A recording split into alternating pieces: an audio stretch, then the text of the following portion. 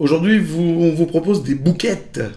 Alors les Liégeois qui nous regardent connaissent les bouquettes et les autres qui ne sont pas allés à Liège pendant les périodes de fête où on mange les bouquettes ne savent pas ce que c'est. La bouquette, c'est une espèce de grosse crêpe à la farine de sarrasin dans laquelle on met du saindoux et dans laquelle on peut mettre du péquet, des raisins aussi. Et je vous propose un truc avec vos raisins, c'est que comme ce sont des raisins secs, au lieu de les mouiller avec du rhum ou avec du péquet, eh bien vous allez les mouiller avec du whisky. Et du whisky belge et wallon, monsieur, madame, comme vous voulez. On fait du whisky en Wallonie. On fait du whisky, il y en a du très très connu, il y a le célébrissime Belgian Ale. Il y en a du un peu moins connu, mais qui est quand même vachement bien fait. Il y a notamment le Lambertus. Alors, le Lambertus, ici, il est en single malt. Single malt, ça veut dire normalement une seule origine de malt. Et il a une particularité, c'est qu'il passe en fût, dans des fûts de chêne américain, qu'on appelle du Quercus alba, le chêne blanc, et qui est un chêne avec des fibres assez larges, dans lequel on fait vieillir le bourbon, notamment. Et c'est comme ça qu'on utilise des fûts de bourbon pour le vieillissement de beaucoup de whisky, de beaucoup de rhum, c'est comme ça. On utilise des fûts de bourbon, je recommence en français, parce que aux États-Unis, il y a une obligation d'utiliser des nouveaux fûts régulièrement quand on distille du bourbon. Résultat des courses, le monde entier est inondé de chênes américains, à peu de choses près. Bacardi, oui je sais, vous en pensez ce que vous voulez, mais Bacardi est à la tête d'un parc de plus de 600 000 barriques de chêne américain. Alors je pense pas qu'il y en ait autant chez Rademacher à la distillerie, mais n'empêche que c'est vachement bien foutu. C'est distillé, c'est vieilli en Belgique. Ensuite, dans ces fûts de chêne américain, on aura fait vieillir pendant 2 ans de la tequila, et puis on mettra le whisky pour le terminer. Et donc cette tequila va choper les arômes un peu rugueux du fût, le côté un peu brûlé, et on va mettre le whisky. Vous remarquez, il est assez peu coloré, je ne sais pas si vous voyez, une couleur qui est blond doré avec un petit reflet même un petit peu vert.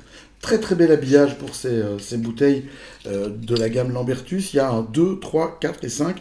Je me demande, je ne connais pas la question, et si quelqu'un de la maison regarde cette vidéo, ce que j'espère, bien qu'il n'hésite pas à nous envoyer un message et à nous dire qu'est-ce que le 1, parce qu'il doit bien y avoir un 1 quelque part, je ne le connais pas, les 1 et les autres, voilà. Un verre à whisky, pour sentir le whisky, il n'y a que ça de vrai, un vrai verre à whisky qui vient des Caves Saint-Jacques à Tournai, qui était le club whisky numéro 1 de Belgique il y a 2 ans. Parce que vous savez qu'en général, les clubs whisky, c'est plutôt en Flandre, et Tournai est en Wallonie. Et le club de la Cave Saint-Jacques a été le meilleur club whisky, qu'est-ce que je dis, 2 ans, en 2013, il y a 4 ans déjà. C'est un verre vintage. Alors vous remarquez, c'est un verre avec une colonne qui ramène tous les verres à alcool, en fait, pour goûter aux manières professionnelles, sont des verres qui ramènent. On ne goûte pas dans un gobelet, parce qu'on n'a pas les arômes qui sont rassemblés. Ici, on a un très joli nez, on a vraiment cette odeur du malt. On a le côté presque un peu farine qu'on peut trouver dans beaucoup de malt. Alors, au niveau du degré, on est sur quelque chose de raisonnable. On fait du 46 ici. Sur le single cask de la gamme, on est à du 48, 48.6 même, qui est un très très beau produit aussi. Je ne peux pas vous parler de tous les whiskies en même temps, puisque ça devient compliqué. Mais remarquable produit, très très finement travaillé. Et alors, c'est très très aromatique. C'est marrant parce que, c'est peut-être parce que je le sais, mais il y a cette perception de quelque chose d'autre qui vient peut-être du passage de la tequila dans les fûts.